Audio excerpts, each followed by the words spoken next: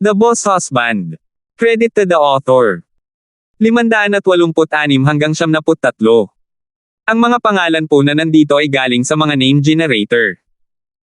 Kaya kung meron man pagkakatulad sa mga pangalan ng totoong tao o lugar, ito ay tunay na hindi sinasadya. Ang kwentong ito ay rated SPJ. Striktong patnubay sa mga walang jowa. Ito ay bawal din sa bata at matatandang walang asawa. Medyo nabahala si Karina habang pinapanood niya si Justin na hinarap ang problema ng napakadali. Naantig siya sa kung gaano kabilas at katwiran ang kanyang lalaki, ngunit nahirapan siyang tanggapin na ginagawa nito ang kanyang trabaho para sa kanya. Pakiramdam niya ay wala siyang kakayahan kung ibang tao ang magsosolve ng kanyang mga problema para sa kanya. Gayunpaman, alam ni Karina na hindi niya kayang makipagtalo kay Justin dahil doon. Bihira na lang siya na kusang lumapit para humingi ng tawad. Ang kaunting karagdagang tulong sa isang mahirap na kaso ay hindi makakasakit. Bilang resulta, inilabas ni Karina ang lahat ng kanyang negatibong emosyon kay Gary na nasaraan ng loob. Tinawag ang dalawang pulis, kinasuhan niya si Gary at ang iba pa para sa mga batas na isa-isang nilabag niya bukod pa sa pag-imprenta ng 2 kopya ng mga pahayag ng pag-amin. Bagamat dumating ang abogado ni Gary, pinigilan niyang gumawa ng anuman matapos marinig na hindi sinadya ni Oliver na piyansahan si Gary. Kaya naman, tumalikod siya at mabilis na umalis. Sa pagtatapos ng araw, nagtrabaho si Gary sa ilalim ng pinuno ng sindikato, si Oliver. Si Oliver ang nagdesisyon sa kanyang kapalaran. Nang walang taong maaasahan, kailangang pumirma si Gary sa mga papel. Puno ng puot at hinanakit ang kanyang mga mata na ikinasindak ng ibang mga pulis sa istasyon. Ang kriminal ay tila isinumpa ang 18 henerasyon ng mga ninuno ng mga pulis. Si Karina ay nakakita ng ganitong mga titig sa kanyang buhay noon. Hindi siya sasali sa puwersa ng pulisya kung siya ay mahiyain. Matapos harapin ang mga pamamaraan, inutusan niya ang mga pulis na dalhin si Gary para sa detention habang hinihintay nito ang kaso. Nang sa wakas ay bumalik si Karina, nakita niya si Justin na naghihintay sa kanya sa parking area. May sigarilyo siya sa bibig. Mukhang malalim ang iniisip niya. Nakasandal siya sa sasakyan, walang gana niyang tinitigan ang kalsada sa labas ng police station. Si Karina ay walang ideya kung bakit inihayag ni Justin ang ganoong hitsura. Mula nang makilala niya ito, lagi na itong prangka at walang hiya. Ito ay isang bagong hitsura na hindi nakasanayan ni Karina. Sakit ka ba sa ulo habang iniisip mo kung anong paliwanag ang dapat mong ibigay sa babae mula sa Green Dragon Society? Tanong ni Karina bago sumandal din sa sasakyan. Halos hindi ito nakuha ni Justin. Hindi nagtagal ay nalaman niyang si Melinda ang tinutukoy ni Karina. Nakangiting umiling-iling, tinanong niya, ano ba ang dapat ikabahala? Kapag nalaman ito ni Melinda, sasabihin ko ang totoo. Kung hindi, hindi ko na kailangang sabihin iyon. Oh, Melinda ang tawag sa kanya. Paano mo siya nakilala? Naalala ko na ang Green Dragon Society ay isang sindikato na nagmula sa Central City, di ba? Nagtatakang tanong ni Karina. Talagang curious siya kung paano nagkaroon ng mga babae ang lalaking ito kung saan-saan. Ngumuso si Justin at itinapon ang kanyang sigarilyo sa ashtray. Nakilala ko siya mula kay Yellow. Siya ang dating kasamahan ko. Dahil sa ilang hindi inaasahang pangyayari, nagkaroon kami ng ganitong uri ng relasyon.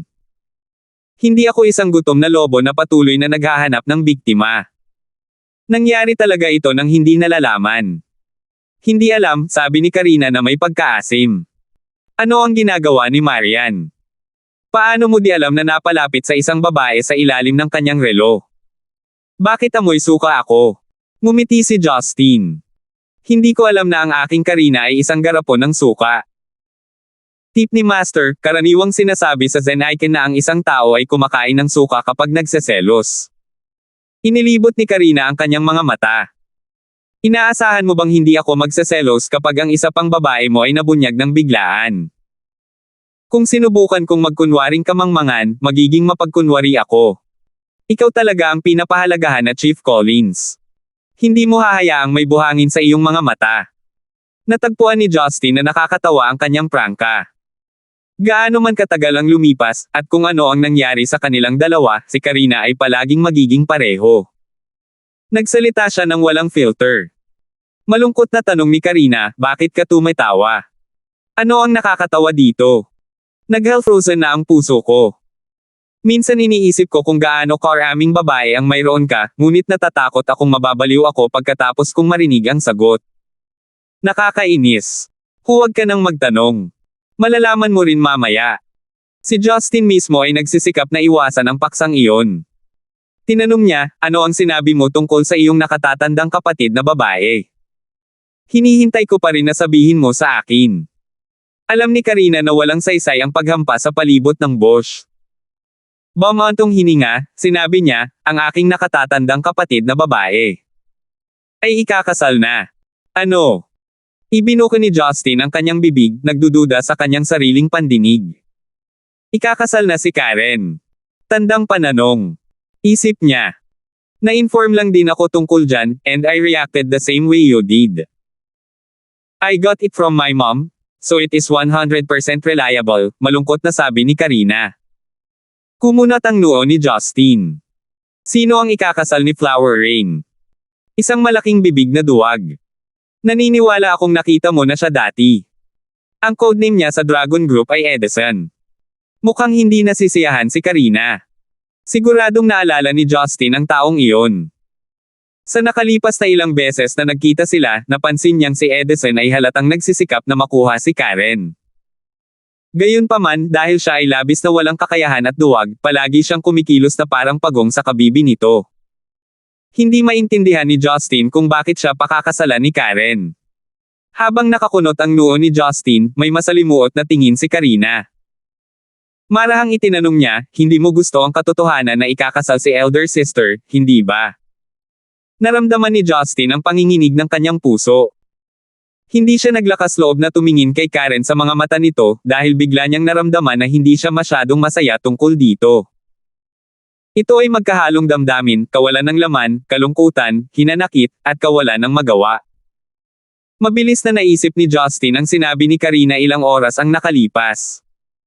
Ang kasal ni Karen ay tila may kinalaman sa kanya kahit papaano.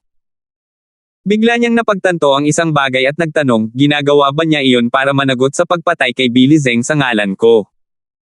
Ibinaba ni Karina ang kanyang ulo habang gumuguhit siya ng mga bilog sa lupa gamit ang kanyang paa. Dahil siya ay isang pangunahing miyembro ng Red Flame Iron Brigade, kailangan niyang manguna sa pamamagitan ng halimbawa. Ang paggawa ng krimen habang lubos na nalalaman ng batas ay nagdulot sa kanya ng mas matinding parusa. Naparusahan ba siya? Nag-aalalang tanong ni Justin. Umiling si Karina.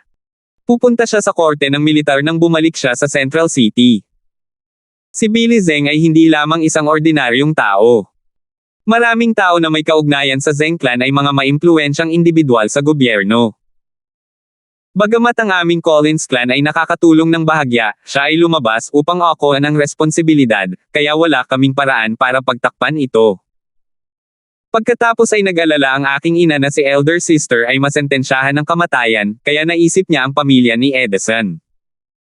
Kasunod ng pagsasalaysay ni Karina, dahan-daang naunawaan ni Justin ang sitwasyon. Noon, para pigilan si Justin na harapin ang mas maraming problema kaysa sa naranasan niya, si Karen ay yumako sa responsibilidad na patayin si Billy Zeng. Dahil ang Zeng clan ay napakamakapangyarihan sa Central City, imposibleng bigyan ng Karen clan ang proteksyon. Bagamat si Mark Ng ay naging general ng Red Flame Iron Brigade, na binabaliwala ang katotohanan na ang kanyang pagkakakilanlan ay kailangang itago, hindi ito magkakaroon ng malaking pagkakaiba kahit na ano. Bilang isa sa mga pangunahing miyembro ng Red Flame Iron Brigade, si Karen ay kabilang sa Security Bureau ng bansa. Kaya naman, alam niyang nilabag niya ang batas. Dahil si Karen ay maaaring hatulan ng kamatayan ng hukuman ng militar, ang kanyang ama na si Mark Ng ay nag-alala, habang ang kanyang ina na si Sally Jones ay humingi ng tulong sa lahat ng kanilang mga koneksyon. Gayunpaman, hindi lamang hindi mapapatawad ang kasong kriminal ni Karen, ang mga taong nasaktan niya ay hindi madaling harapin. Kung walang ganap na kapangyarihan, walang maglalakas loob na tulungan si Karen na i-overwrite ang kanyang responsibilidad. Sa wakas, dahil walang pagpipilian, naisip ni Sally si Edison na sumunod sa kanyang anak na si Karen sa loob ng maraming taon. Bagamat siya mismo ay hindi isang kilalang tao, ang kanyang mga magulang na sina Axel Lee at Irene Garrison ay parehong matataas na opisyal sa hierarchy ng pamahalaan. Higit sa lahat, ang pamilya ni Edison ay nauugnay sa pamamagitan ng pagpapakasal sa Lee clan, isa sa 4 na major clans. Bilang tunay na pinuno ng Security Bureau ng bansa, kung ang angkan ng Lee ay handang humingi ng pabor, na ibasura ang kaso ni Karen batay sa kanyang mga taon ng kontribusyon para sa Red Flame Iron Brigade, muling isa sa alang-alang ng korte ng militar ang kanilang sentensya. Higit pa rito, gaano man ka-arrogant ang Zheng clan, kailangan nilang iguhit ang linya pagdating sa Lee clan. Nang bumisita si Sally sa pamilya ni Edison, pinag-isipang mabuti ng kanyang mga magulang ang kanilang kahilingan. Pumapayag silang pumasok sa kondisyon na kailangang pakasalan ni Karen ang kanilang anak. Ayon sa kung paano nila sinabi, kung si Karen ay magiging manugang ng Lee clan, ang lahat ay natural na mahuhulog sa lugar. Nang natagpuan ang kanyang huling hibla ng pag-asa, tinanggap ni Sally ang kanilang mga kondisyon ng walang pag-aalinlangan. Gayunpaman, dahil ang isang kasal ay hindi basta-basta maaaring ayusin anumang oras, pumayag siyang hayaan muna sina Karen at Edison na irehistro ang kanilang kasal. Maaaring dumating ang seremonya mamaya. Walang pagtutol si Mark Ng nang ipaalam sa kanya ang desisyong iyon. Alam din niya na wala siyang kakayahang protektahan ang kanyang anak, habang ang tanging mga tao na makakatulong ay ang mga pangunahing angkan tulad ng mga Lee. Ang pagkakaroon ng kanyang anak na babae na ikinasal sa isang pangunahing angkan, ay higit na mabuti kaysa ipadala siya sa bilangguan o kamatayan. Dahil naging malamig at tahimik na babae, hindi napigilan ni Karen ang kanyang ina na humingi ng tulong. Kaya lang, tahimik, itinakda ang kasal nila ni Edison, pagkatapos ay nagbigay ng tulong ang pamilya ni Edison. Ipinaalam nila sa angkan ng Lee na nauugnay na sila ngayon sa angkan ng Collins sa pamamagitan ng kasal, kaya natural na walang pakialam ang lipi ng Lee na gumawa ng ilang mga trick sa likod ng pinto. Ang Collins clan ay hindi isang hamak na isa sa anumang paraan. Sa kontrol ng angkan ng Lee sa korte ng militar, hindi nila inisip kung nawalan ng Billy Zheng ang angkan ng Zheng dahil ang angkan sa kanila ay sobrang hindi gaanong mahalaga. Higit pa rito, si Mark Ng ay mas mahalaga sa kanilang mga mata, lihim na pagiging general ng Red Flame Iron Brigade bukod pa sa pagkakaroon ng desenteng mataas na ranggo ng militar. Kaya naman, kailangan lang ng Lee clan na humila ng ilang string para tuluyang harangan ang kaso ni Karen. Walang nangahas na ilabas ito pagkatapos. Siyempre, talagang pipigilan lang nila si Karen na mademanda pagkatapos ng kasal nila ni Edison, kung sakali. Sa kasalukuyan, walang emosyon si Justin sa kanyang mukha. Sa wakas ay naunawaan niya kung bakit sinabi ni Karina na naghihirap si Karen sa Central City. Si Karen ay halatang inis kay Edison, ngunit wala siyang ibang alternatibo kundi pakasalan siya. Kahit na wala si Karen sa bilangguan dahil doon, hindi ito magkakaroon ng malaking pagkakaiba sa kanya. Naalala ni Justin ang hapon nang si Karen ay tumayo sa kanyang harapan, nagpaputok ng isang soul morning needle upang wakasan ang buhay ni Billy Zheng. Nang ipakita ng babae ang matingkad na ngiti niya, siguradong alam na niya ang mga kahihinatnan na kanyang haharapin. Ang puso ni Justin ay napuno ng nag-aapoy na galit. Alam niyang ginawa lang ito ni Karen noon ay hindi dahil nag-aalala siya na hindi niya mapipigilan ang Zheng clan. Nag-aalala siya sa mga kahihinatnan na kahaharapin nito. Iyon ay magiging mas malaking problema na magbubunga ng iba't ibang chain reaction na makakaapekto sa marami pang iba na magdudulot ng hindi maibabalik na pinsala sa lahat ng dako.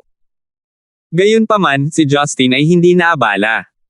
Ito ay isang responsibilidad na dapat niyang pasanin mula pa noong una.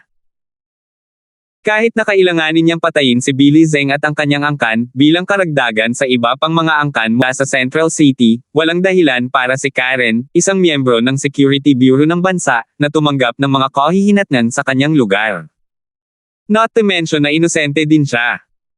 Hindi gusto ni Justin na protektahan siya, ngunit alam niya na tila nagpatigil si Karen ng bagyo para sa kanya. Kung hindi gusto ng iyong nakatatandang kapatid na babae si Edison, hindi na niya ito kailangang pakasalan. Kung sino man ang manggahas na hawakan siya, kailangan nilang dumaan sa akin, sabi ni Justin sa mahinang boses habang pinipigilan ang kanyang galit. Tila inaasahan ni Karina ang ganoong reaksyon mula sa kanya. Nakangiting sinabi niya, kung ganoon, hindi papayag si elder sister. Sa halip, idorouse niya kaagad ang kasal kasama si Edison. Bakit? Iniangat ni Justin ang kanyang ulo sa pagkalito. Napuno ng kalungkutan ang mga mata ni Karina. Bagaman hindi ko nakita sa sarili ko kung paano nangyari ang lahat, naniniwala ako na nais ni elder sister na huwag kang madamay sa bagay na ito. Nanatiling tahimik si Justin. Alam niya na ganap na posible para kay Karen na pakasalan si Edison habang binabaliwala ang lahat batay sa kanyang personalidad. Napansin ni Karina ang pagkabigo sa mga mata ni Justin at nakaramdam ng kirot sa puso. Nang lumingon siya sa kanyang payat na anyo, nagpakawala siya ng isang kalunos-lunos na ngiti, nagtanong, gusto mo ang aking nakatatandang kapatid na babae, hindi ba? 587. Dahil sa biglaang tanong, medyo natarante si Justin. Sa totoo lang, hindi ganoon kalapit sila ni Karen. At sa tuwing magkikita sila, kadalasan ay dahil sa mga problemang may masamang bunga. Nandoon talaga siya para maglinis pagkatapos ni Justin. Ito ay dahil sa walang malasakit na ugali ni Justin na siya ay madalas na nalalagay sa pagkabalisa. Siya ang lingkod bayan na ipinadala ng Red Flame Iron Brigade upang subaybayan ang kanyang mga galaw. Siya rin, ang binibini ng isang mayamang angkan. Sa kabaligtaran, si Justin ay tamad at walang pakialam. Hindi niya kayang manatiling tapat sa isang babae. In short, hindi siya maituturing na mabuting tao. May gusto ba ako kay Karen? Justin mismo ay nakitang walang katotohanan, lalo pa kay Karen na napakaraming nagawa. Maaaring ginagawa lang niya ang kanyang trabaho sa lahat ng oras na ito, walang kahit kaunting interes sa kanya. Napakaraming problema ang dinala ko sa kanya sa nakaraan. It's a wonder she doesn't hate my guts. Isip niya. May sapat na problema si Justin na dulot ng mga babaeng nakapaligid sa kanya. Ito ay hindi makatuwiran para sa kanya upang magdagdag ng isa pa sa equation ay ito. Hindi ba niya haamon si Marian sa ganoong paraan? Walang isip na nakatingin sa nagdududang tingin ni Karina, naramdaman ni Justin na blanko ang kanyang isip. Sandali siyang nakatayo doon na nakatulala, bago kumunat ang mga gilid ng labi niya. Pinilit niyang ngumiti, kailangan mo pa bang itanong, silly? I just don't think a guy like that is worthy of her. It's like inserting a beautiful flower into cow dung. I've appreciated beauty since born. Hindi mo pa ba naiintindihan? Kinagat ni Karina ang kanyang mga labi, nanatili ang pagdududa sa kanyang mga mata. Nakangiting mahina, sinabi niya, huwag mong masyadong mataas ang tingin sa iyong sarili. Kung hindi ako nasaraan ng loob, hindi kita magugustuhan, isang tumpok ng dumi ng baka, pati na rin. Hinawakan ni Justin ang kanyang sariling katamtamang mukha. Nakapout, sinabi niya, ipinatunog mo na isa kang magandang bulaklak. Ito ang katotohanan. Kahit na ako ang bulaklak sa hanay ng mga pulis, natutuwang sabi ni Karina. Naninigas ang ekspresyon ng mukha ni Justin. Nakalimutan niyang iba si Karina. Siya ay napaka-vocal tungkol sa kanyang mga opinyon. Kapag binigyan niya siya ng papuri, malamang na mahihiya ang karamihan sa mga babae, ngunit diretsyong tinanggap ito ni Karina. Hindi ka nahihiyang sabihin ito, di ba? Awkward na ngumiti si Justin habang dahan-dahan niyang binawi ang kanyang kinatatayuan. Ito kasi ang totoo. Bakit mo naman ako tatanggapin kung hindi? Tinitigan ni Karina si Justin ng masama. Sa tingin mo ba hindi ko nararamdaman ang matinding titig mo sa uniforme ng pulis ko? Nahihiya ako sa'yo. Mabilis na hinampes ni Justin ang kanyang dibdib ng matuwid. Ano bang pinagsasasabi mo? Gusto kong manatili ka sa tabi ko dahil totoo lang na gusto kita. Isa pa, sarili kong babae ang tinitingnan ko, hindi sa iba. Kung may maglalakas loob na magbiro sa akin, tatahiin ko ang bibig. Humagalpak ng tawa si Karina, hindi lang dahil nakakatawa si Justin, natuwa siya nang sabihin nito ang aking sariling babae, na nagpawi sa madilim na ulap sa kanyang puso. Pagkatapos ay sinabi niya, nangako ka na kakausapin ko ang aking mga magulang sa Central City tungkol sa atin, naaalala mo ba? Pumunta ako ngayon dito para tanungin ka kung kailan. Maaari tayong mag-usap at magtakda ng petsa, sagot ni Justin. Nasiyahan, si Karina ay tumango. Nag-isip siya sandali at sinabing, kakabalik ko lang sa police station, kaya medyo marami pa akong hindi nalutas na trabaho. Medyo abala rin ako sa paglilipat ng human resources. Pupunta tayo sa Central City pagkatapos nito. Makakarating pa tayo sa kasal ni elder sister. Medyo hindi mapalagay si Justin, ngunit tumango pa rin ang kanyang ulo. Kung ano ang nababagay sa iyong gusto. Noong una ay gusto niyang hilingin kay Karina na kausapin si Karen, ngunit bigla niyang naramdaman na hindi niya tungkulin na gawin iyon. Higit pa rito, tulad ng sinabi ni Karina, maaaring madaliin ni Karen ang kasal nila ni Edison kapag nagpasya si Justin na pumasok ng puwersahan. At the end of the day, si Karen ay maaaring maging isang lehitimong ginang kung pinakasalan niya si Edison. Kung si Justin mismo ay hindi kayang kontrolin ang sarili niyang pamilya, bakit siya mag-uudyok ng higit pang gulo para sa kanyang sarili? Napansin ni Karina ang pagbabago sa ekspresyon ni Justin, ngunit pinanatili ito sa kanyang sarili. Malumanay niyang sinabi, kailangan ko pang magtrabaho. Maaari ka nang umuwi. Hihintayin kitang makaalis sa trabaho. Sabay tayong magdi-dinner. Karaniwang walang oras si Justin para lumabas para makipag-date kay Karina. Pakiramdam niya kailangan niyang bumawi sa mga nagawa niya sa nakaraan. Matamis na ngumiti si Karina, ang alindog sa kanyang bahagyang natatakpan na mukha ay lumilitaw na kaakit-akit. You don't need to try so hard to please me. You may prove yourself nicely when we go to Central City. I blame you kung hindi tayo papayag ng mga magulang ko. Nagkibit balikat si Justin. Malamang na hindi alam ni Karina na hiniling ng kanyang ama na si Mark kay Justin na alagaan siya noon pa man. Kaya hindi siya nakaramdam ng pressure tungkol dito kung tutuusin. Ang kailangan lang niyang gawin ay kumbansihin ang kanyang bagong biyenan. Pagkatapos magpaalam kay Karina, umuwi si Justin dahil wala siyang ibang gagawin. Ang kanyang isip ay napuno ng kasal ni Karen kay Edison. Kahit na nahihirapan siya sa buong bagay, alam niyang mas mabuti kaysa makialam. Pagdating niya sa bahay, nakita niya ang isang itim na Cadillac limousine na nakaparada sa labas. May ilang lalaking nakasuot ng suit at leather na sapatos na may dalang mga bag na may iba't ibang laki papasok sa bahay. Pagkatapos ay parada ni Justin ang kanyang sasakyan, tapos na ang mga lalaki sa paglipat ng mga gamit. Nagbaw pa sila kay Justin nang may paggalang bago umalis. Nakaramdam ng pagkalito si Justin. Kung tama ang pagkakaalala niya, dapat mga bodyguard ang mga iyon mula sa security department ng Yellow International. Bakit ngayon sila nagtatrabaho bilang porter? Naisip niya. Habang nagtataka siya, pumasok siya sa bahay, nagulat na naman siya. Nakabukas ang lahat ng maliwanag na ilaw sa sala. Sa sahig ay inilatag ang hindi mabilang na mga bagay na may tatak. Gucci, Ferragamo, Burberry, Versace, Hermes, at marami pang ibang designer brand ay matatagpuan sa malaking pile. Ang mga tatak tulad ng Zara ay itinuturing lamang bilang padang. Higit pa rito, ang mga luxury cosmetic brand tulad ng La Mer, Helena Rubinstein, at La Prairie ay nasa buong mundo rin. Labis na naramdaman ni Justin ang pananakit ng kanyang ulo nang mapuno ang mesa sa gilid ng pasukan ng mga bag mula kina Cartier, Harry Winston, at Tiffany & Co.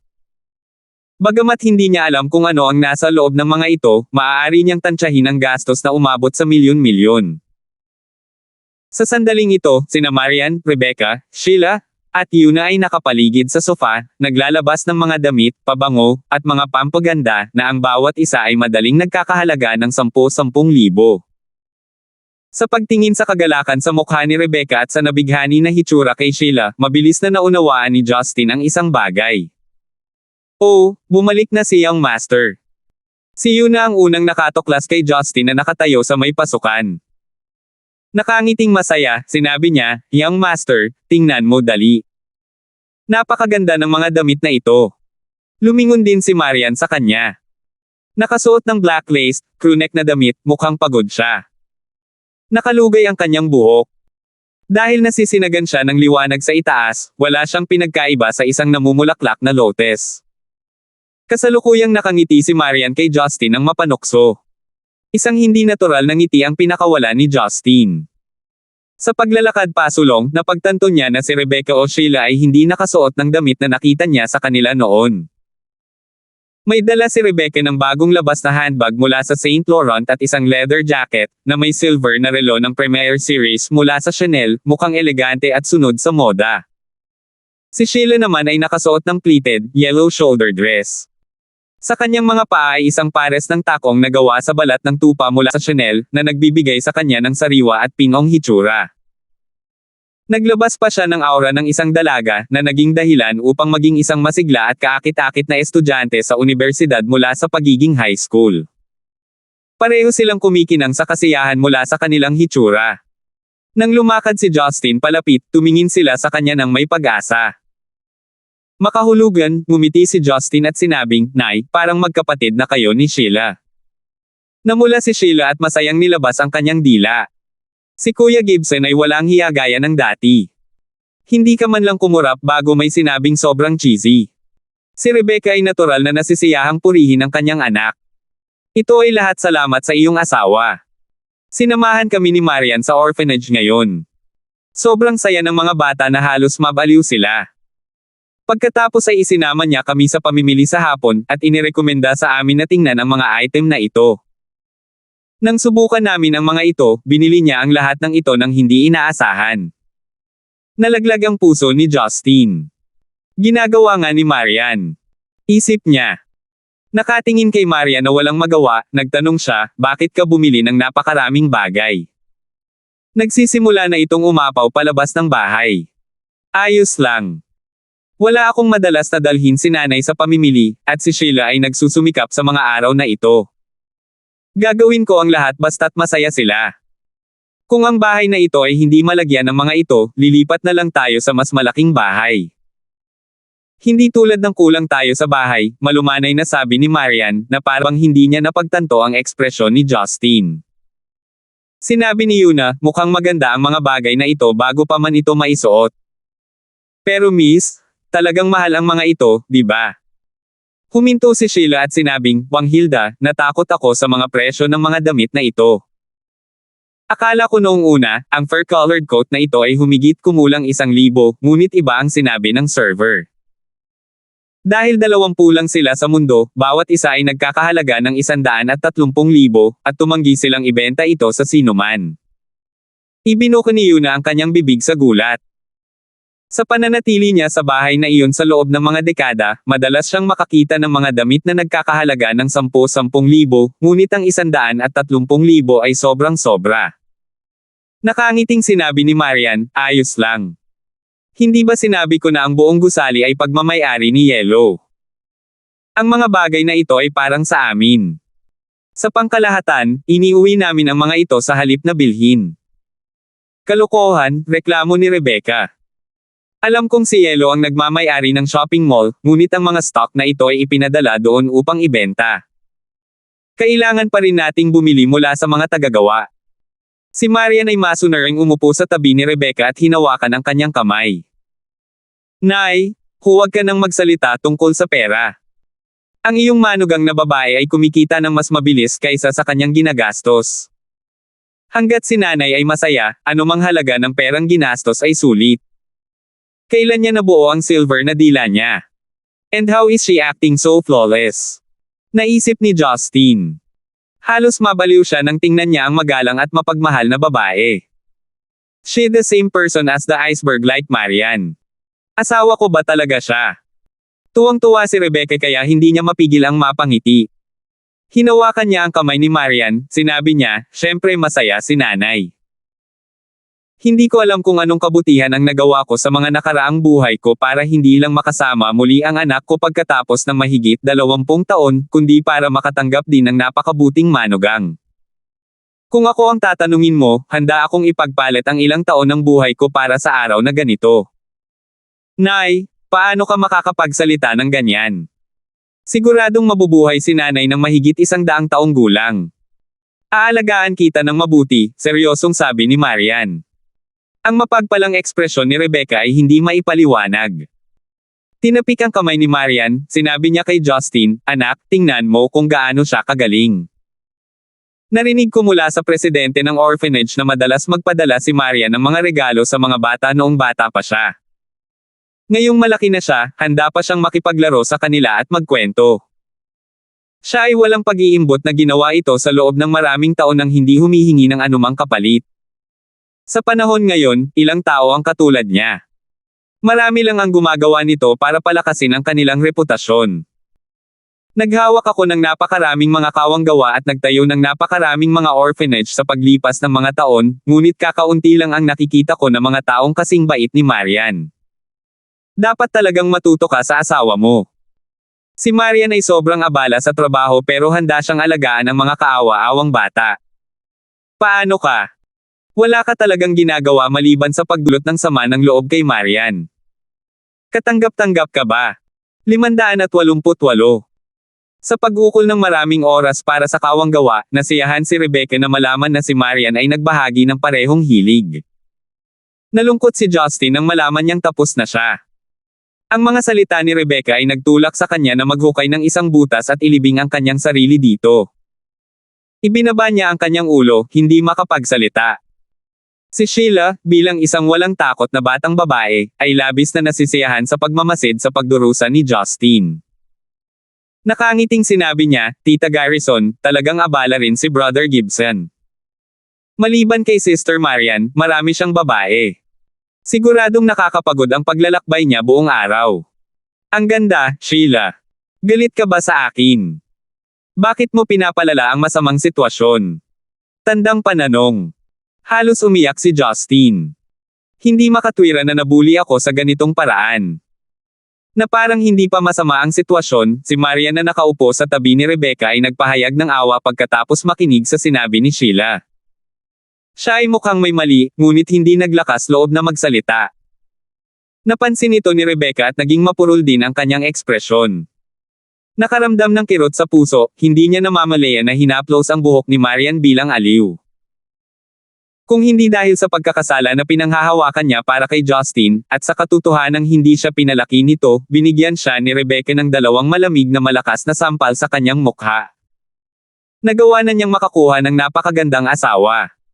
Bakit hindi siya nagsasanay sa pagtitimpi? Tandang pananong. Isip niya. Maliwanag na naantig ng mabait na puso ni Marian, at nasiyahan sa kanyang pagsunod, nakalimutan ni Rebecca na dati niyang nakita sina Roslyn at Talia na masangkop bilang asawa ni Justin.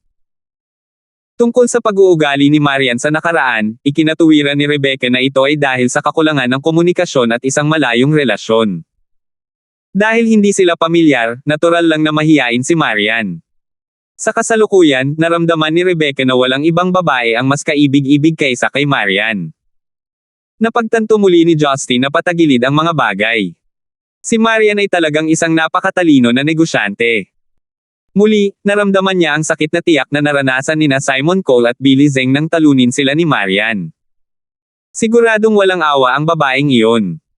Pinilit niya itong makatayo. Mom, syempre alam kong magaling si Marian. Noong nagmamaneho ako pauwi, napagtanto kong wala pa akong nergalo kay Marian simula nang ikasal kami. Kaya hulaan ko na ilalabas ko si Marian para kumuha ng diamond ring, nakangiting sabi ni Justin. Inangat ni Marian ang kanyang ulo at may pagdududa na tumingin kay Justin. Tila hindi siya naniniwala na bigla siyang bibigyan ni Justin ng singsing na diamante. Nagniningning ang mga mata ni Rebecca, iniisip na sa wakas ay bumubuti na si Justin dahil alam niyang kahit papaano ay gusto ng bawat babae ang may kintab na singsing na diamante. She then thought of something at sumimangot. Nang dinala kami ni Marian ni Sheila sa shopping mall, napagtanto ko na halos lahat ay nandoon, kasama ang mga alahas mula sa Tiffany & Co. Sa tingin mo ba ay may pakialam si Marian sa isang maliit na singsing na diamante? Natahimik si Justin. Anong swerte ko? Bakit ako naghukay ng butas para lang mahulog sa loob ko? Tandang pananong. Isip niya. Kakabili lang ni Marian ng mga luxury item na nagkakahalaga ng 10-10 milyon, ngunit nag-alok siya na kuhaan siya ng diamond ring. Kung ikukumpara, walang halaga ang kanyang mungkahi. Gayunpaman, ang mga salita ni Marian ay nagpabagsak muli kay Justin sa isang bangin. Nay, mangyaring huwag sisihin si Justin. Hinawakan niya ang balikat ni Rebecca at mahinang sinabi, kung ito ay isang brilyante na singsing na binili ni Justin para sa akin, hindi ang halaga ang mahalaga kundi ang iniisip sa likod nito ang mahalaga. Kung may narinig si Justin mula sa kanya noon, tiyak na malulunod siya sa saya. Gayunpaman, hindi siya naiiba sa pagbuhos ng langis sa apoy sa sandaling ito. Sinaksak niya ang isa pang kutsilyo sa napinsala na nitong puso. Inaasahan na antig muli si Rebecca, naramdaman na talagang naiintindihan ni Marian. Nakaramdam din sina Yuna at Sheila. Hindi nila inaasahan na sobrang pahalagahan ni Marian si Justin. Ang kawalan ng katapatan ni Justin sa kasalukuyan ay tila mas walang katotohanan kaysa dati. Nakakunot ang noo, sinabi ni Rebecca kay Justin, narinig mo siya, hindi ba? Si Marian ang nagsasalita para sa iyo. Hindi ka ba naaawa sa kanya? Justin, hindi ko intensyon na magalit sa iyo. Ngunit dapat mo talagang pagnilayan ang iyong pag-uugali. Kung talagang nakakakuha ka ng regalo para kay Marian, kalimutan ang tungkol sa anumang bagay na karaniwan. Kahit na hindi iniisip ni Marian, madarama namin na siya ay minamaltrato. Dapat mong iwasang magalit siya, at tretuhin siya ng may katapatan. Gustong umiyak ni Justin ngunit naubusan siya ng luha. Mula sa mga salita ni Rebecca, malinaw na ibinigay niya kay Marian ang lahat ng kanyang suporta. Ang paghiling sa kanya na makipagkita kay Hilda ay dapat na mas mahirap. Napuno ng kalokohan ang mga mata ni Marian nang makita niya kung gaano kasiraan ng loob si Justin, dahil hindi siya madalas makakuha ng pagkakataong ganoon. Hindi nagtagal, tumayo siya at naglakad patungo kay Justin. Malumanay niyang sinabi, ayos lang, hubby. Alam kong medyo mahirap para sa iyo. Pasensya na kung hindi ako naging maayos sa iyo noon. Naiintindihan ko talaga ang nararamdaman mo. Marian. Dapat hindi mo siya masyadong tiisin. Sigaw ni Rebecca. Ito ay dahil sa sobrang pagpaparaya mo kaya siya ay nakipagkulitin sa napakaraming babae. Oo, Sister Marian. Kailangan mong ipaglaban ang iyong sarili. Si Sheila ay parang isang maliit na diablo na may mga sungay nang magsaya siya sa gilid. Halos matuno ang mga buto ni Justin habang halos mawala ang kanyang kaluluwa. Si Marian ay mukhang nakakaawa at nagkasala, na parang binubuli. Gayunpaman, para sa kanya, para siyang isang reyna na walang talo na nakatingin sa kanya mula sa itaas. Tila sapat na pinahirapan ni Marian si Justin. Mula sa tambak ng mga bag, pumili siya ng isa kay Armani. Isa itong sinaunang tatak ng Italyano na dalubhasa sa high-end, tailor-made na damit para sa mga lalaki. Naglabas ng casual na suit si Marian mula sa loob. Makikita sa pagkakayari nito na maselang ginawa at maluho. Hubby, huwag ka na lang tumayo na mukhang malungkot. Tingnan mo itong bagong damit na nabili ko sayo. Nagustuhan mo ba? Isusuot ko ito para sa iyo. Tumingin si Marian kay Justin ng may pag-asa. Ngumiti rin si Yuna. Oo, young master. Masarap ang lasa ni Miss. Pakisubukan. Ano pa ang masasabi ni Justin maliban sa salamat? Inalis niya ang kanyang coat at hinayaan si Marian na magsuot ng bagong damit para sa kanya. Natuwa si Rebecca na makita ang matalik na pakikipag-ugnayan sa pagitan ng kanyang anak at ni Marian. Dati, siya mismo ang nagtahi ng scarf at hiniling kay Marian na isuot ito para kay Justin, ngunit ngayon siya ang nagkusa na gawin ito. Justin, kami ni Marian ang pumili ng kamiseta para sa iyo. Ito ay higit sa 100,000. Walang maraming asawa sa mundong ito na handang iregalo ang kanilang mga asawa ng ganito, sabi ni Rebecca. Basically, she meant the same thing as before, brat, you should be appreciative. Nang suotin ni Justin ang casual na suit, mas maganda siya kaysa dati.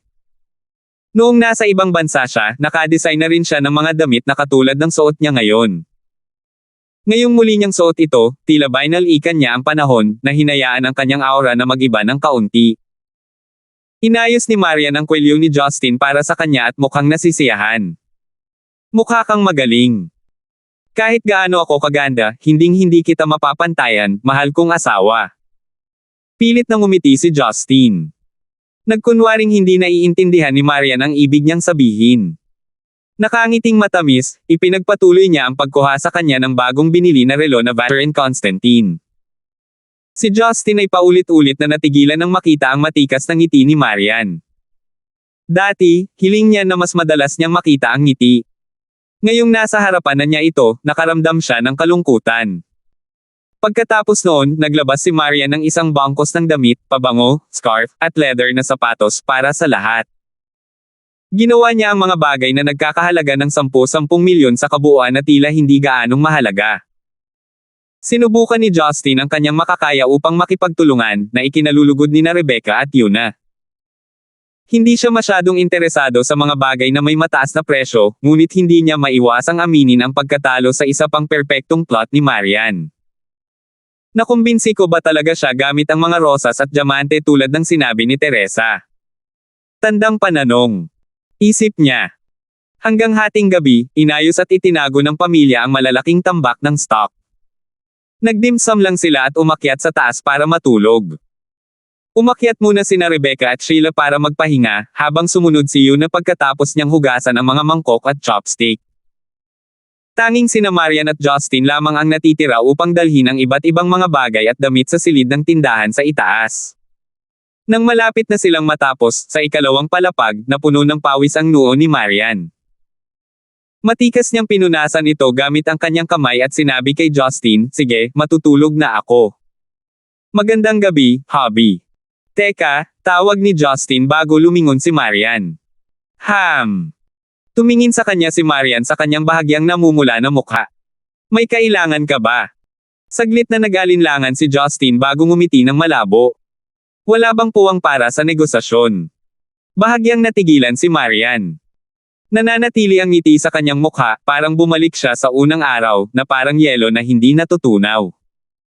Sa malamig na tingin, sinabi niya, "Naibigay ko na sa iyo ang sagot sa pamamagitan ng pagkilos, hindi ba?" Huminga ng malalim si Justin. Tumanggo siya, "Oo. Hindi ko na dapat tinanong. Kung wala ka ng kailangan pa, magpapahinga na ako." "Pagod na pagod ako ngayon," walang pakialam na sabi ni Marian, nakatitig kay Justin. Mapait na ngumiti si Justin. "Sige, titigil na ako sa pang-iistorbo sa iyo." Walang sinabi si Marian, at sa halip ay naglakad patungo sa kanyang silid. Bago pa buksan ni Marian ang pinto, biglang may naisip si Justin.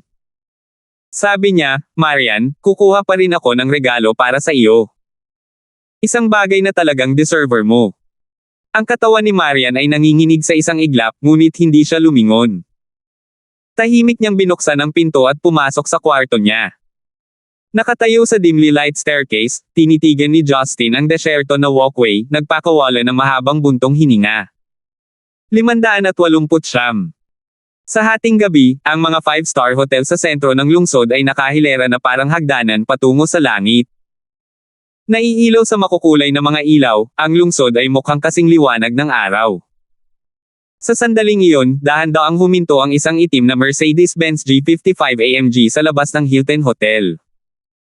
Laking gulat ng mga taong nagtatrabaho doon dahil wala masyadong tao ang darating sa ganitong oras. Ang security guard na naka-duty sa parking area ay nakatulog, ngunit mabilis na bumangon nang marinig ang paghinto ng sasakyan. Pagtingin niya ng malapitan ay agad siyang nagising. Mula nang magtrabaho siya sa Hilton Hotel, nakita na niya ang kanyang makatarungang bahagi ng mga mag-agarang sasakyan ngunit walang kasing mahal sa isang iyon. Kahit na si Stonegate ay napuno ng mayayamang tao, ang isang kotseng tulad nito ay isang pambihirang tanawin. Kaya naman, inakala ng bihasang security guard na ito ay isang negosyante mula sa ibang lungsod o isang tanyag na tao. Habang pinag-iisipan niya ang mga posibilidad, nanatili siyang mapakumbaba at tinulungan ang may-ari ng sasakyan na maghanap ng paradahan bago tahimik na naghihintay na salubungin ang driver.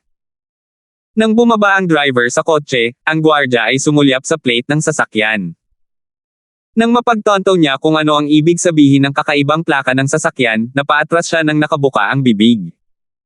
Ito ay isang plato ng kotse ng militar. Sa partikular, nagsimula ang plato ng kotse sa isang maliwanag na pulang EV. Ang gwardya ay hindi naglakas loob na itaas ang kanyang ulo. Hindi na rin niya kailangang gawin iyon. Ang plato ng kotse na iyon ay karaniwang nangangahulugan na ang kotse ay mula sa Central Military Commission ng Zenica. Ano man ang bilang nito, ang tao sa kotse ay isang taong may napakalaking kapangyarihan mula sa militar ng Zenica. Dahil ang kotse ay nagmula sa Central City's Central Military Commission, ang gwardya ay nasa sabik ngunit natatakot. Ang bawat gwardya na nagtatrabaho sa Hilton Hotel ay sumailalim sa espesyal na pagsasanay. Ang pagkilala sa mga plaka ng sasakyan mula sa gobyerno, pulisya, at militar ay natural na kasama upang makilala nila ang mga mahahalagang bisita. Nalaman din ng gwardya ang mga plaka ng kotse mula sa Central Military Commission, ngunit hindi niya akalain na makakakita siya ng isa sa buhay na ito. Sa sandaling ito, isang marangal at walang ekspresyong lalaki ang lumabas sa driver's seat. Ang kanyang background ay maaaring hatulan lamang sa pamamagitan ng kanyang tuwid na tindig. Matapos maisara ng lalaki ang pinto, binuksan niya ang pinto sa likod na nakayuko, tinatanggap ang kanyang superior. Bahagyang kinilig ang guard. Bagaman hindi pa niya nakikita ang tao sa loob, nahulaan niya na ito ay dapat na isang marangal na lalaki na nakasuot din ng uniforme ng militar. Gayunpaman, ang gwardya ay lubos na nagkamali. Iyon ay dahil ang taong nasa loob ay lubos na hindi tumugma sa pinanggalingan ng sasakyan. Isang mahabang buhok, magandang lalaki na may masamang aura, nakasuot ng itim na Armani suit na may puting sando sa loob, ang lumabas sa kotse. Ang lalaki ay may matalas na tampok sa mukha at mga mata na katulad ng sa isang agila. Walang laman ang kanyang tingin nang dumating sila. Ang medyo mahaba niyang buhok ay nakatali sa likod ng kanyang ulo. Habang medyo masungit, mas naging lalaki siya nito at the same time. Kahit anong tingin ng isa sa kanya, tiyak na isa siyang lalaki na kayang mamangha sa mga dalaga mula sa matataas na uri. Maaari kang manatili dito. Aakyat akong mag-isa, sabi ng lalaki sa driver. Tumango ang driver bilang pagsang-ayon, nang walang kaunting pag-aalinlangan.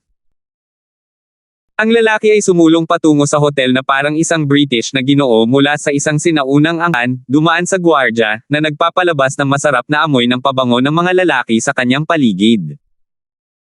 Pagpasok ng lalaki sa lobby, biglang naalala ng guard na nakalimutan niyang batiin ang bisita.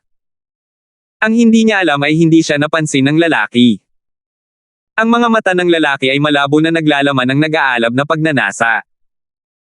Pagdating ng lalaki sa counter, hindi maiwasan ng babaeng server ang pagbilis ng tibok ng puso niya nang makita siya. Agad siyang nagising. Nakangiting tinanong niya, "Sir, may maitutulong ba ako? I would like to check in my room. I believe I have it reserved." Malamig ngunit nakakaakit ang boses ng lalaki. "Sure. Pwede ko bang itanong ang pangalan mo?" Malumanay na tanong ng ginang. "Yan Brayden." Mabilis na tiningnan ng server ang pangalan bago magalang na itinaas ang kanyang ulo na nakangiti. "Mr. Yan, ang aming presidential suite number 001 ay sa iyo." Mangyaring sumakay sa elevator sa ika-68 palapag. "Narito ang iyong access card." Habang nagsasalita ang ginang, ipinasa niya kay Brayden ang isang platinum-colored card. Walang ibang salita, kinuha ni Brayden ang card at tumuloy sa elevator. Hindi nagtagal, huminto ang elevator sa ika-68 palapag. Sinundan ni Brayden ang mga signboard at dumating sa number 001 Presidential Suite. Pag-flash ng kanyang access card, binuksan ni Brayden ang pinto at pumasok. Huminga siya ng malalim, para bang pilit na pinapakalma ang excitement niya. Pagkatapos noon ay sinukli niya ang kanyang kamay sa kanyang buhok sa pag-aalala na baka magulo ito. Pagkatapos ay inayos niya ang kwelyo ng kanyang shirt at maingat na tiningnan kung siya ay angkop. Kung nakita ito ni Justin na nakatagpo ni Brayden kaninang umaga, malamang na matatawa siya. Ang kapwa ay kadalasang mukhang nanggigitata. Ano ang dahilan ng pag-aalala niya sa kanyang hitsura, tulad ng isang babae sa kanyang kasal? Nakipag-blind date kaya siya? Halos 5 minuto ang ginamit ni Brayden para masiguradong maganda ang hitsura niya bago niya tuluyang binuksan ang pinto at pumasok sa loob. Ipinasok ni Brayden ang access card sa slot sa tabi ng pinto, dahilan upang lumiwanag ang silid. Ang mareinggil na chandelier at iba't ibang uri ng lampara ay naglalabas ng maiinit na ilaw, na nagniningning sa mapagbigay at eleganteng disenyo ng silid. "Late ka ng kalahating oras." Isang boses ng babae na kasing malambing ng agos ng bundok ang umalangaw-ngaw sa dating madilim na silid. Hindi sinasadyang nahayag ni Brayden ang isang pakiramdam ng pananabik sa kanyang mga mata. Napalunok siya ng laway na maririnig, na may matigas na ngiti, naglakad siya patungo sa sala. Sa real leather na sofa ay nakahiga ang isang babae na nakasuot ng sleek, black lace na damit. Bahagya niyang iniikot ang isang baso ng red wine, ninanamnam ang amoy habang tahimik na nakatingin sa kalangitan sa gabi. Isang bugzo ng apoy ang sumiklab sa mga mata ni Brayden matapos lamang tumingin sa kanya mula sa kanyang tagiliran, na para bang naghihingalo na niyang yakapin ang ginang. Nang magsimulang tumaas ang kanyang mga pagnanasa, naisip niya na ang bawat segundo na ginugol sa pagpikit ay nasasayang na oras. Medyo natuyo ang kanyang lalamunan. Pinilit niyang ngumiti, sumagot siya, na emergency ako sa pagpunta dito. Hindi ko sinasadyang malate. Sa totoo lang, nahuli lang si Brayden dahil pakiramdam niya ay hindi kasya ang dati niyang suit. Gayunpaman, hindi niya kailanman ihahayag iyon. Hindi masyadong inisip ng ginang ang kanyang pagkahuli, at hindi na siya nag-abala pang manirahan dito. Sa ilalim ng itim na silk dress, ang kanyang malajade na payat na mga binti ay nakakross. Nag-adjust sa mas komportableng posisyon, maluwag niyang sinabi, kumusta ang eksperimento sa specimen? Sabik na sumagot si Brayden, matagumpay kong nakopya ang specimen gamit ang impormasyong ibinigay mo sa akin. Kumpiyansa ako na mababawi ang specimen sa orihinal nitong hitsura sa loob ng higit sa 1 taon.